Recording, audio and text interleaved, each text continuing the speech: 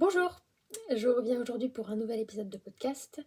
Le dernier date d'il y a 3 mois, c'était celui juste après le festival Lénorama. J'ai peu tricoté cet été, c'est pour ça d'ailleurs que j'ai pas filmé parce qu'il n'y a vraiment pas grand chose à montrer. J'ai repris un petit peu depuis la rentrée, donc j'ai quelques petites choses à montrer. Et puis de toute façon, il faut revenir, sinon ça va s'accumuler, s'accumuler, s'accumuler. Déjà que là, je pense qu'il va me manquer certaines références ou certains coloris ou quoi. Mais donc, je ferai en sorte de rajouter soit sur l'écran, soit dans la barre d'infos, les références de ce que ma tête a oublié. Parce qu'en fouillant, je dois bien pouvoir à peu près tout retrouver. Donc, je vais commencer tout de suite avec les objets terminés. Il y en a 3. Il y a des encours dont je ne vais même pas parler parce qu'ils n'ont absolument pas avancé. Typiquement, les chaussettes hélicoïdales que j'avais montré. La couleur de l'image n'est pas terrible parce que je filme avec que la lumière artificielle, donc ça fait un peu jaune. Mais bon, on fera avec. Sinon, il fait pas, là où j'habite, il fait vraiment pas assez lumineux pour tourner à la lumière naturelle. En tout cas, pas au mois de septembre. Donc, les chaussettes hélicoïdales, je n'en parlerai pas parce qu'elles n'ont pas avancé. Et le reste, j'ai à peu près tout avancé, au moins un minimum. Donc, je pourrais montrer des petites avancées. Alors, je vais commencer tout de suite. J'ai un petit bug parce que... Ah oui, il y a le béguin qu'il ne faudra pas que j'oublie. Il y a quelque chose que j'ai tricoté mais que j'ai offert, donc il faudra que je vous montre d'une autre manière. Quand j'aime bien un patron, je le réalise plusieurs fois, donc en général, j'ai d'autres exemplaires que je peux vous montrer, même si ceux que je viens de tricoter ont été offerts. Bref, je m'égare. Je commence avec le premier ouvrage terminé, qui est très mignon, qui est un petit... Alors, ce n'est pas à laver, pas bloqué, hein. C'est brut. Qui est un petit kimono, enfin une petite brassière, comme le dit le modèle. Donc, une brassière cache-cœur. On voit un petit peu là que c'est croisé. C'est noué avec on peut mettre du ruban, du biais ou ce qu'on veut. Moi, j'ai mis des petits... Ouais, du biais Liberty.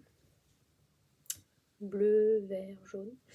Voilà, donc une petite brassière que moi j'ai faite en 3 mois, en taille 3 mois.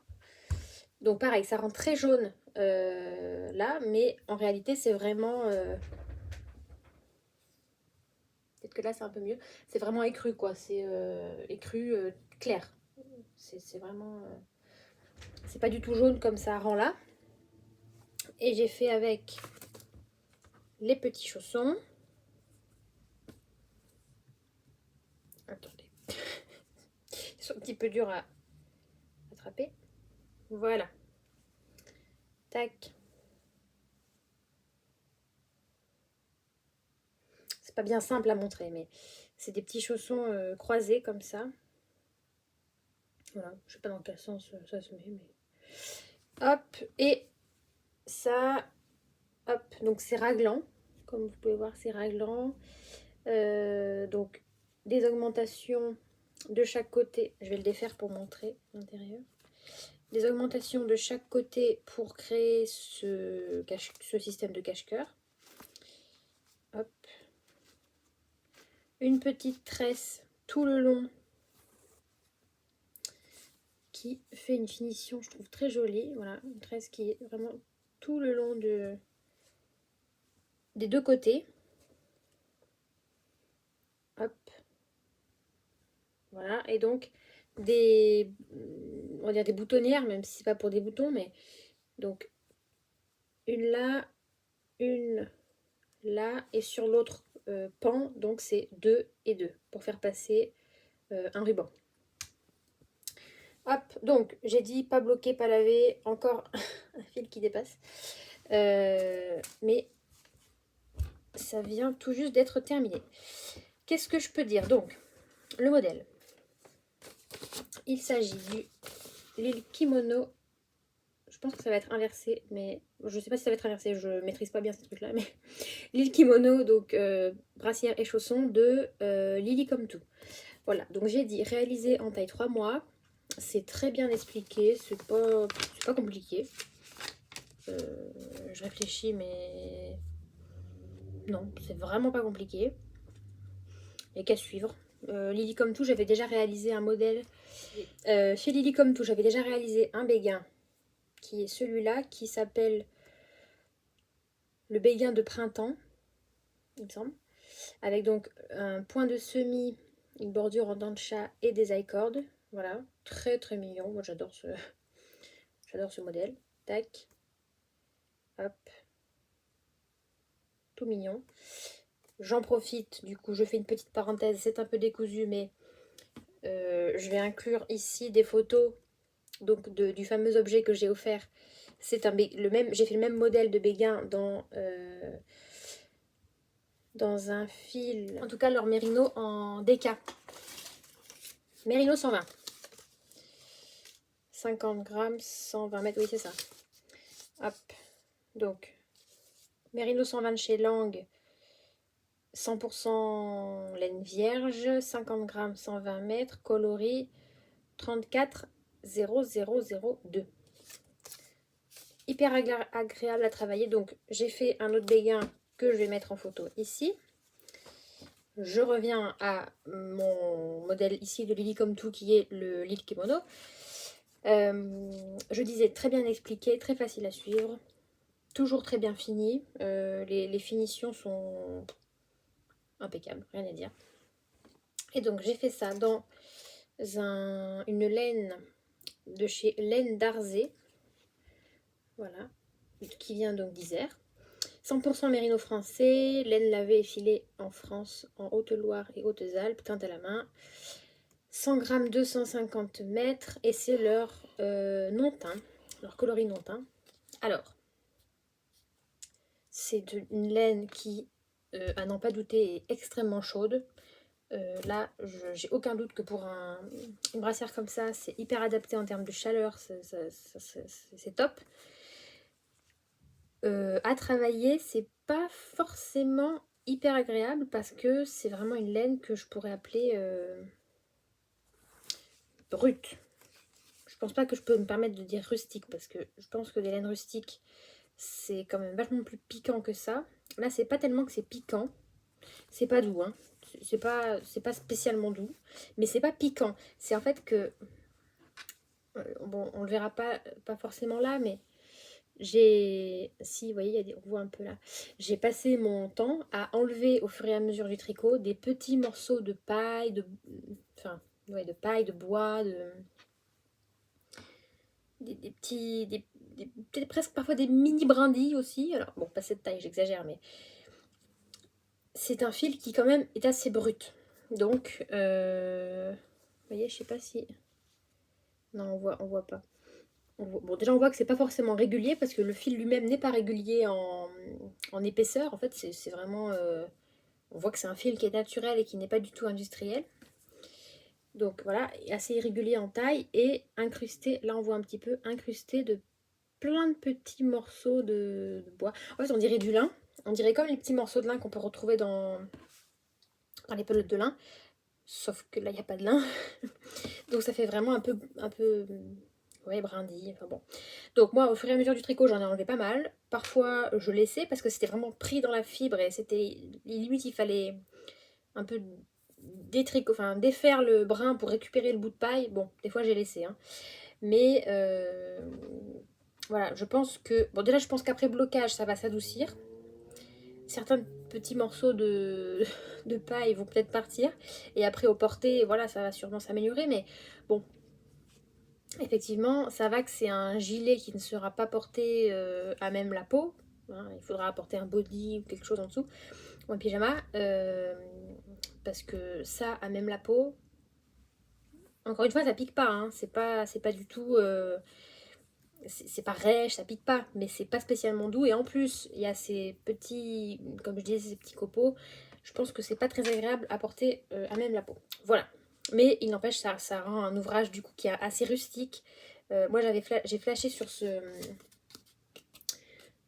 cette laine. En fait, sur mon lieu de vacances, il y avait un petit festival de laine. Vraiment, c'était dans un tout petit village, donc il y avait peut-être, je sais pas, 10 stands, avec que des petits producteurs, donc artisanaux, de laine, de vêtements à partir de laine, etc. Et donc, je suis tombée sur ce stand, et il y avait donc au milieu de leurs écheveaux des ouvrages tricotés pour montrer le résultat qu'on pouvait obtenir avec leur laine. Et il y avait une petite brassière, pareil, en non-teint comme ça, euh, hyper simple, beaucoup plus simple que celle-ci, vraiment. On voyait que c'était tricoté à plat parce qu'on voyait il y avait des coutures, c'était pas raglant, c'était vraiment un carré, et des manches rectangulaires cousues tout simplement ici. Et en fait, avec ce fil vraiment brut, ce modèle vraiment brut, ça faisait quelque chose de douillet, de rustique. J'ai flashé là-dessus. Et je me suis dit, je vais chercher un modèle de. J'ai pas pensé à demander le jour J le modèle utilisé. Donc j'ai cherché par moi-même un modèle assez simple. Enfin, oui, assez simple, mais quand même avec quelques détails pour mettre en valeur ce fil rustique. Euh, voilà. J'adore le rendu, mais je mets donc un petit bémol sur la texture en quelque sorte du fil. Voilà. Ça, c'est une chose. Donc là, premier objet terminé, le cardigan. Deuxième, les chaussons. Troisième, le béguin. Donc, quatrième objet terminé, que j'avais déjà montré. Il faut que je regarde là et pas là. Que j'avais déjà montré en cours la dernière fois, qui est maintenant terminé, que j'ai déjà porté, qui est froissé. Il s'agit du Marseille Sweater de petite knit. Voilà, alors vu là où je filme, le recul n'est pas terrible, mais voilà. Hop.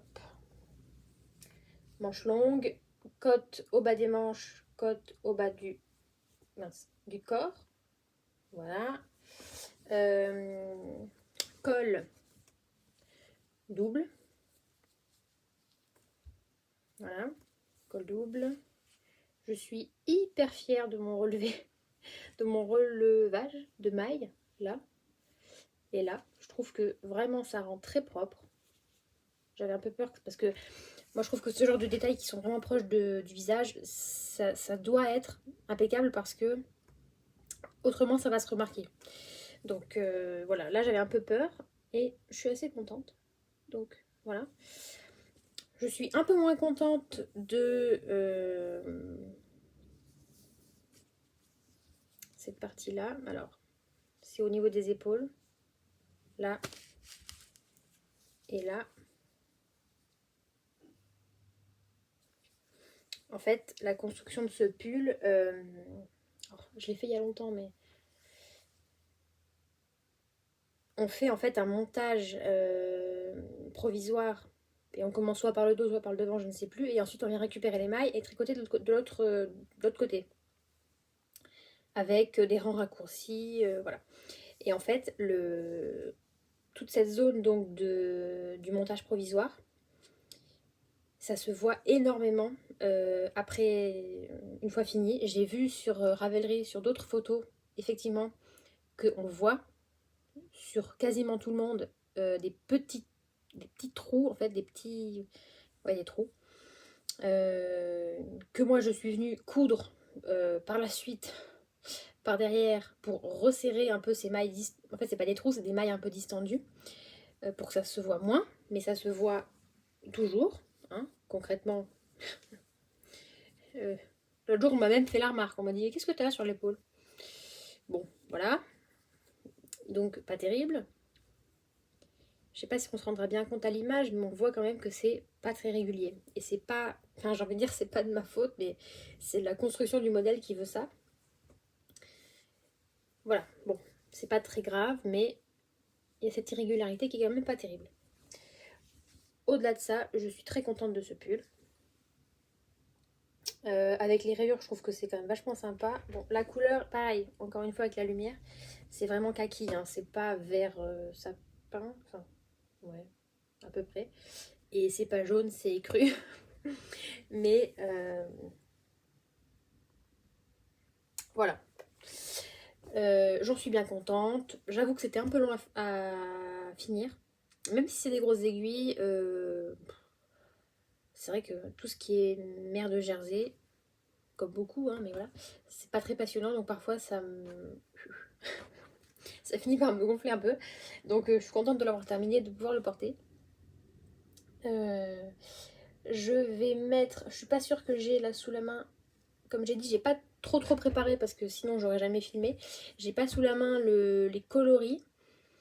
Je sais que c'était de la laine de Drops, la Daisy, et les coloris, je les ai pas en tête, mais je les remettrai là. De toute manière, j'en ai parlé dans le précédent podcast de la construction du modèle un petit peu plus en détail et des laines, enfin des coloris de laine, j'en ai parlé. Mais je le remettrai là de tête, je vais pas retrouver. Puis de toute façon, c'est des numéros chez Drops, je crois pas que ce soit des noms. Donc je mettrai là les références des coloris. Donc la laine, si quand même un petit mot sur la laine. Donc c'est de la 100% Mérino, hein. Enfin c'est de la 100% Mérino ou... Enfin 100% laine, je suis sûre, Mérino il me semble. Pareil, je mettrai. Le fil en... Je remettrai aussi l'épaisseur, je me souviens plus, mais c'est de la DK, je dirais. Donc c'est un fil qui est très agréable à travailler parce qu'il est vraiment rond, il est vraiment, il a une bonne tenue, il fait un point vraiment régulier. Mince, j'ai embarqué l'étiquette. Hop. Il fait un point qui est quand même vraiment régulier. Donc ça c'est quand même très agréable. Après, il bouloche. Je l'avais lu. J'allais dire j'y croyais pas. Bah si, mais force est de constater que c'est vrai. Déjà au niveau du col, il a commencé à boulocher un peu. Là on s'en rend pas forcément trop compte, mais un petit peu là. Ça bouloche, effectivement. Voilà, là on voit. Donc je sens qu'il va bien boulocher ce fil. Bon, on verra à l'usage s'il faut vraiment... Parce qu'il y a certaines fois des fils qui doivent être rasés une fois, deux fois, et après qui ne rendent plus d'excès de laine. Peut-être que c'est son cas, il faut peut-être juste le raser un petit peu, et après ça ira, on verra. En tout cas, il est bien chaud. De toute manière, c'est un 100% laine, donc voilà, il est bien chaud, et j'en suis très contente. Voilà.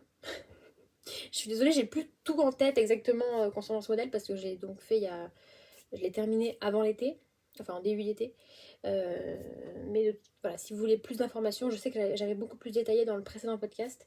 Et pour tout ce qui est donc laine et coloris, je le rajouterai ici pour que vous ayez les références. Mais donc, Marseille Sweater de Petite Knit, ça, au moins j'en suis sûre, en Daisy de Drops. Voilà. Au niveau des objets terminés, c'est tout. Je vais passer aux objets en cours. Donc j'ai parlé des chaussettes que je ne vais pas vous montrer, pardon, parce qu'elles n'ont absolument pas avancé. Je vais vous montrer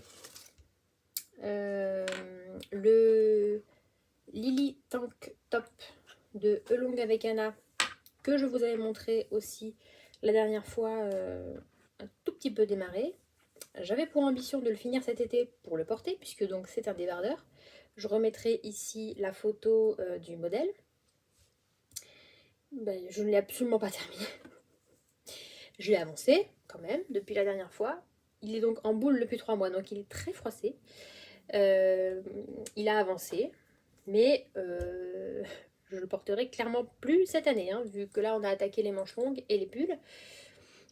Donc voilà, un petit débardeur comme j'ai mis la photo, vous verrez, avec des petites nouettes sur les épaules, une bordure en dents de chat, dans un fil de chez Wouliette, la base Ornella, 50% BFL extra fin, 50% soie, une fingering non superwash, coloris Lagon, qui était une collection éphémère que j'ai donc acheté au Lénorama. Voilà, donc ça c'est mon deuxième écheveau. Le premier est là-dedans. Là concrètement on est dans du jersey, voilà, jusqu'à, puisqu'on part du bas vers le haut, jusqu'aux emmanchures. Où on va attaquer après les devants, le devant, le dos et les nouettes. Donc là il faudrait que je me motive parce qu'en plus il reste pas énormément, voilà, j'ai pas un mètre sous la main, mais j'ai quand même bien avancé. C'est pas un haut qui est très long, donc Il manque pas grand chose, je pense, avant d'être aux emmanchures. Mais voilà, j'ai pas été sage. J'ai préféré commencer plein de trucs plutôt que de finir ce qui avait été commencé. Voilà. Je pense que c'est un classique. Ensuite, un autre ouvrage que vous n'aviez pas vu, non, je ne pense pas. Le Honey Bucket Bag de Petite Knit, que je pense beaucoup connaissent, qui est donc un petit sac pochon avec des liens. Pareil, je mettrai ici une photo. Hop. Voilà. Qui rend très gris à l'image, mais qui est bleu. Je le fais avec les restes de mon Silver Leaf cardigan que j'avais réalisé avec des fils de chez Knitting for Olive en coloris Dusty Petroleum Blue. Ça, je m'en rappelle. Leur soft silk mohair et leur mérino fingering classique. Voilà. Hop.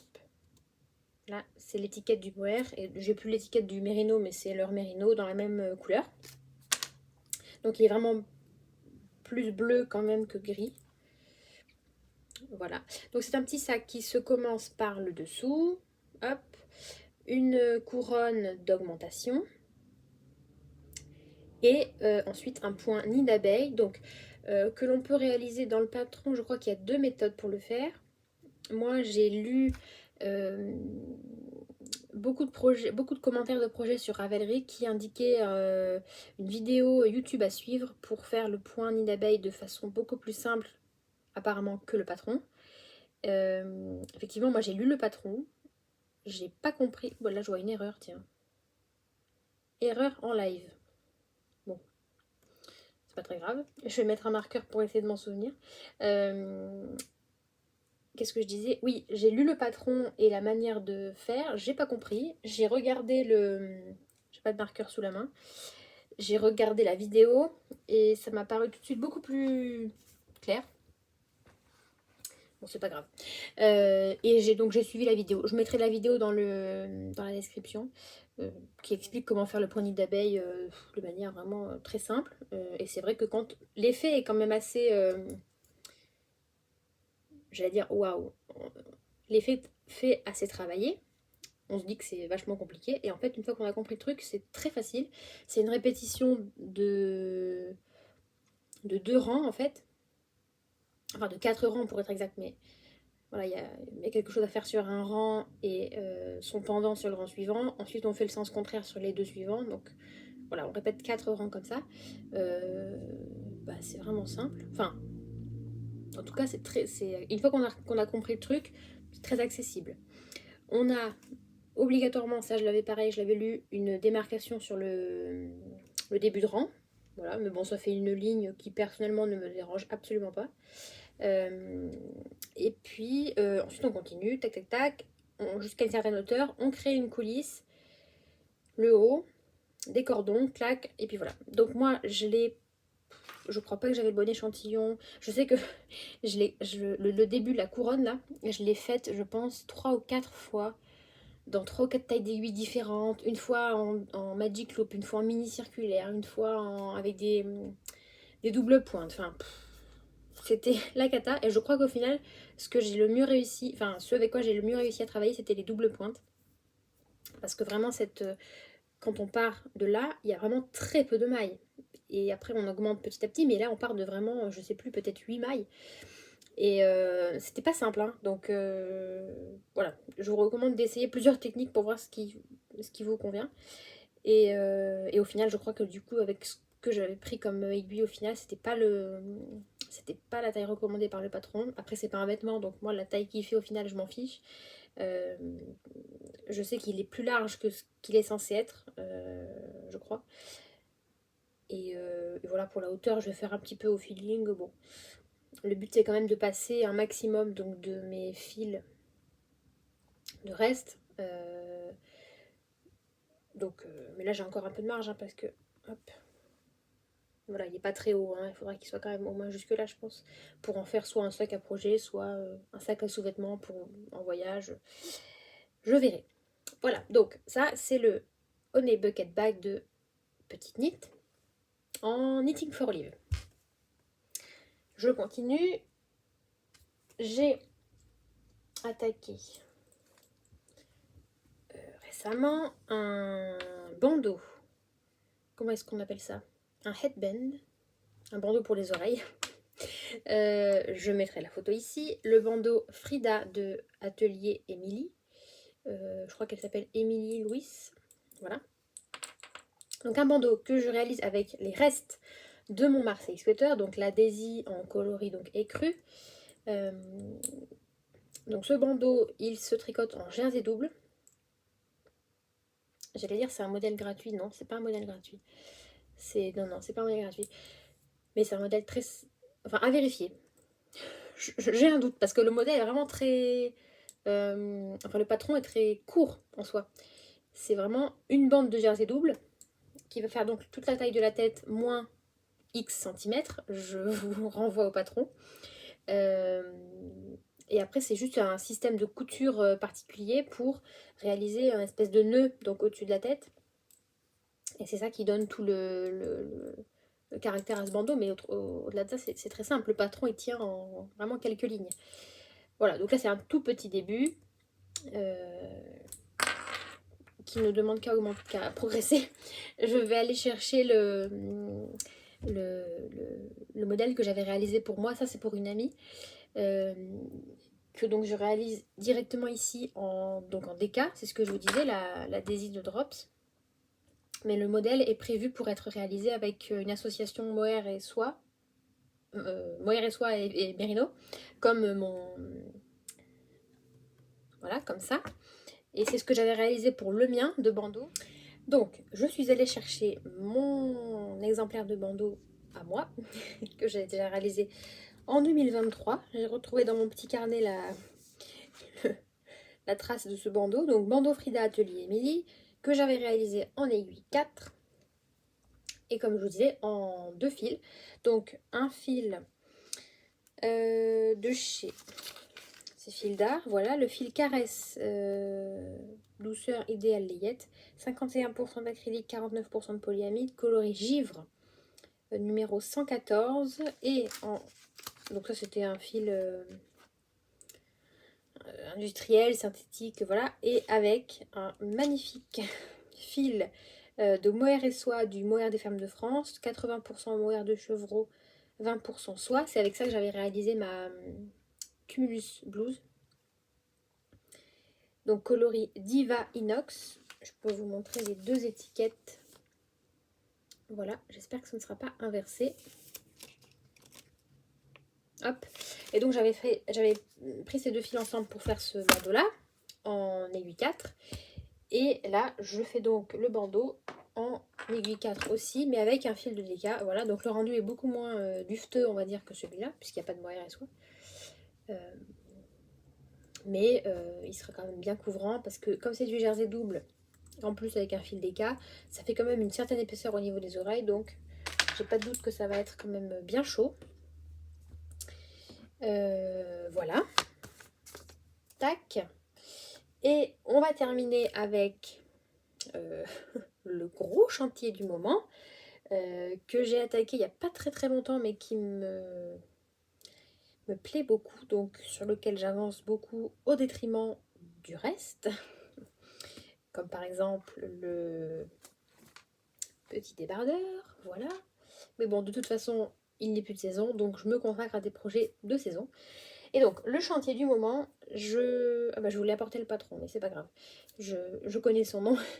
Il s'agit d'un pull, le Ribwave Sweater de chez Johanna Angnitz. J'ai un petit doute sur son nom, mais au pire, je le corrigerai ici. Donc, un pull, je mets la photo ici. Un pull très travaillé. Ouh là là, est-ce que ça va rendre quelque chose? Ça rend pas terrible. Attends, hop. Bon, le motif rend, la couleur pas trop, mais ça vous donne une idée. Donc de toute façon, sur la photo, vous aurez vu que ce patron se caractérise par un grand panneau ici de de côte, avec des petites torsades, des petites tresses, des petites choses sur les côtés. Hop, ici. La couleur, ça rend pas terrible. On voit que c'est un peu saturé. Mais je peux pas trop montrer autrement. Ouais. Est-ce que si je recule un peu...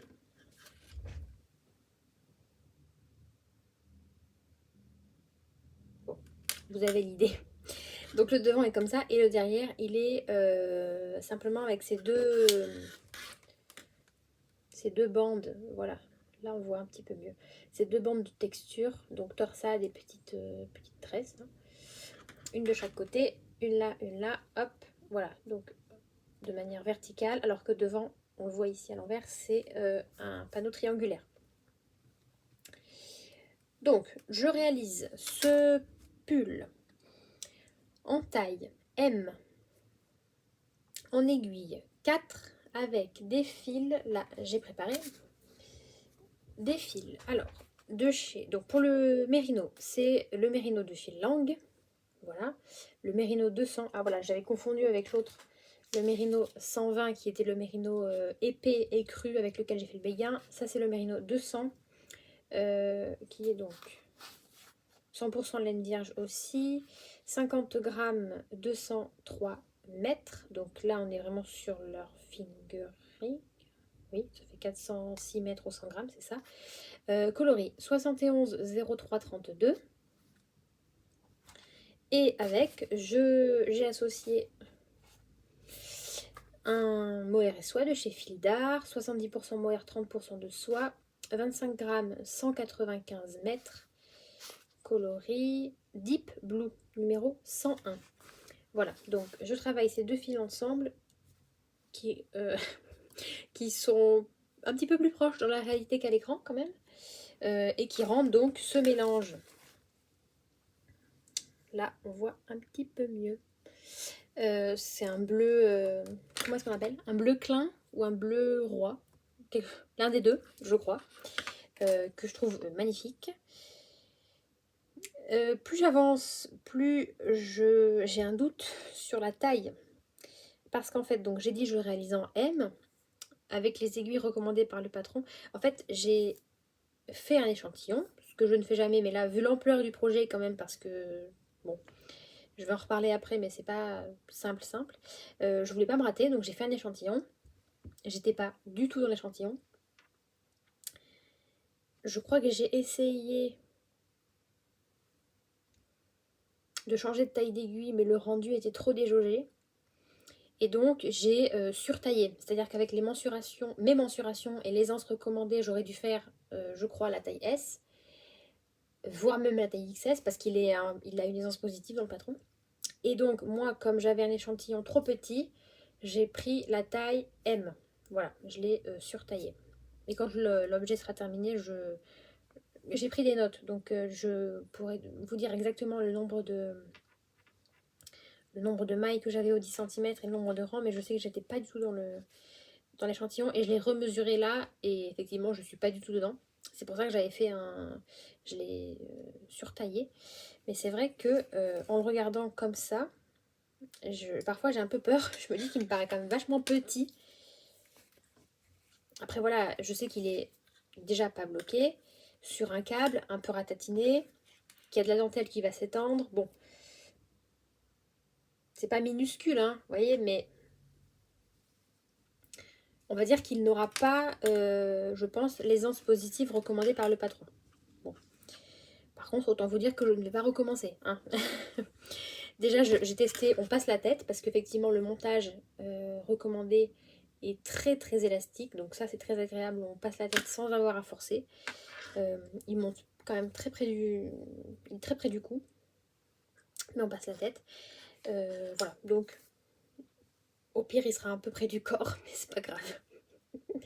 Que vous dire? Donc, c'est un modèle qui n'existe pas en français. Oui. Que je ne conseille pas à des débutants, clairement. C'est un modèle qui est très travaillé. Comme je vous l'ai montré, il est travaillé devant, il est travaillé derrière, il est travaillé sur les rangs droits, sur les rangs verts. Il y a des choses à faire tout le temps, à tous les rangs. On se base sur... Alors, les explications sont limpides. Là, je peux pas dire le contraire. C'est de l'anglais, donc après il faut connaître le code en anglais, mais c'est quand même quelque chose qui est très simple à apprendre. C'est voilà, P pour Pearl, donc maille en vert, K pour knit, maille en droit. Après c'est donc des K de dog, knit, enfin knit together, c'est pour faire une diminution, etc. Il y a des abréviations à connaître, mais une fois qu'on connaît les abréviations, vraiment c'est pas compliqué. C'est du code, ça va droit au but, c'est clair, c'est expliqué donc rang par rang, parce que comme je vous dis, il y a quelque chose à faire à chaque rang. Donc c'est rang par rang, en se basant donc sur un diagramme pour toutes les parties de dentelle. Voilà, donc ça nécessite, moi quand je veux tricoter ça, c'est quand même une installation, hein. J'ai donc le patron devant moi avec le ligne à ligne. Un côté, j'ai les grilles. L'autre côté, j'ai l'explication des symboles du diagramme. C'est la première fois que je travaille avec un diagramme, donc moi j'ai pas du tout encore en tête tous les symboles, même si, parce que je pense qu'ils sont relativement standardisés. C'est-à-dire une maille, une case grisée, ça va être une maille en vert si on est sur un rang droit, une maille en droit si on est sur un rang en vert, et l'inverse pour une case blanche. Le symbole comme ça correspond... Bon, il y a tout un code à connaître que je ne connais pas. Et donc j'ai besoin d'avoir à côté de moi la traduction en quelque sorte des symboles. De l'autre côté j'ai la grille et donc j'avance comme ça. Avec mon crayon je barre au fur et à mesure les rangs que j'ai réalisés pour ne pas me perdre. Voilà. Je numérote les numéros de rang aussi parce que donc c'est un diagramme sur 11 mailles et 10 rangs qu'on répète donc x fois en largeur et x fois en hauteur. Donc après je sais plus à quel rang on en est, enfin bon, donc je note tout, mais je peux clairement pas l'emporter, tricoter comme ça 2 minutes. Non, il faut que j'ai toute mon installation, mon crayon, mon marqueur, etc. Euh, donc c'est un certain chantier, mais comme je suis vraiment ravie du rendu, je me plais, enfin ça me plaît beaucoup de le faire. Donc je pense qu'il va avancer assez vite. Là, j'ai donc terminé toute la partie devant. Hop. Voilà. J'ai attaqué donc le dos, comme je vous l'ai montré. Je vais donc dérouler jusqu'à peu près là, jusqu'à... Hop. Jusqu'ici, globalement. Pour ensuite partir en rond. Qui ne sera pas une mère de Jersey parce que il y aura tout le long du dos, il y aura ce motif là, donc qui va quand même rythmer je pense le travail. Ensuite donc l'encolure va rester comme ça, hein, elle est pas, il n'y a pas de relevage de maille après ou quoi que ce soit, elle va rester comme ça, d'où l'importance d'avoir un montage plutôt régulier et assez joli parce que ça va rester tel que. Donc ensuite, donc voilà, le corps, le col, il est déjà terminé. Et après les manches c'est pareil. Les manches, elles sont ultra travaillées, devant, derrière. Donc je ne vais pas m'ennuyer. Initialement, j'avais dit que je ne ferais pas que je ferais les manches droites, unies, en texture. Et en fait, parce que j'avais peur que ça fasse un peu trop, tout simplement. Et en fait, je me dis, le parti pris de ce pull, c'est clairement d'être travaillé, d'être voilà, recherché, sophistiqué. Je vais le jouer jusqu'au bout. Et voilà, ce sera la particularité de ce pull. Ça sera clairement pas un pull simple. Après voilà, ça reste un pull uni. Il sera quand même, je pense, facile à porter. La couleur, moi je porte très peu de bleu comme ça. Oh, c'est dommage, vous n'avez vraiment pas la couleur. Il est beaucoup plus lumineux en vrai. Bon, la prochaine fois, je serai sûrement dans un autre cadre et vous verrez peut-être la couleur différemment. Donc je pense qu'il sera quand même facile à porter en termes de coloris. Voilà, après, avec un pantalon simple, je pense que... Enfin, il faudra un pantalon simple parce que vu comme il sera travaillé, on va pas... Ça fera un peu trop d'informations sinon. Je pense qu'il sera vraiment très chouette et que il sera très chaud enfin, chaud parce que donc en mohair et soie mélangée, en général, on est bien. Voilà, je pense que j'ai fait le tour. Je mettrai donc dans la description tous les liens qui pourraient vous être utiles. Je vais essayer au montage de noter toutes les références de coloris notamment que j'aurais oubliées. Et si j'oublie quelque chose d'autre, pareil, je vous le mettrai. Voilà. Je vais essayer de terminer quand même quelques projets en cours parce qu'en fait je réalise que donc le bandeau, le pull, le honey bucket bag, les chaussettes et le petit haut, ça fait donc 5 hein, si j'ai su compter. 5 en cours, j'aime pas trop. Ça fait un peu trop pour moi. Et la preuve, je n'avance pas sur tout, hein, je me focalise sur un ou deux. Concrètement, en ce moment, c'est vraiment le bandeau et le pull. Donc j'espère en terminer quand même certains pour pouvoir revenir à un nombre d'encours moins stressant. Pour moi, c'est presque un peu stressant d'avoir autant de... Je me suis un peu emballée. Ouais, là, on va essayer de se reconcentrer, de ne rien démarrer d'autre, évidemment, ça, pour le coup, ça c'est sûr par contre. Mais donc, voilà, de terminer peut-être en parallèle du pull, d'avancer un peu mes chaussettes, d'avancer un peu le bandeau, ou voilà, les ouvrages un peu plus simples que je peux emporter et tricoter comme ça, sans toute cette installation. Voilà, beaucoup de blabla. Je suis désolée, j'ai essayé de faire assez efficace, mais je me rends compte que je suis quand même bavarde. Bon, ça restera comme ça parce que bon, c'est un trait de caractère qui me caractérise. Ça veut rien dire ce que je viens de dire. C'est un trait de personnalité qui me caractérise. Je sais pas si c'est mieux. Voilà. Je vous remercie d'avoir regardé cet épisode. J'espère que vous vous serez plus à regarder tous ces... Je ne sais plus parler. Vous vous serez plus, ça ne veut rien dire non plus. Vous m'aurez comprise. J'espère que ça vous a plu et je vous dis à bientôt.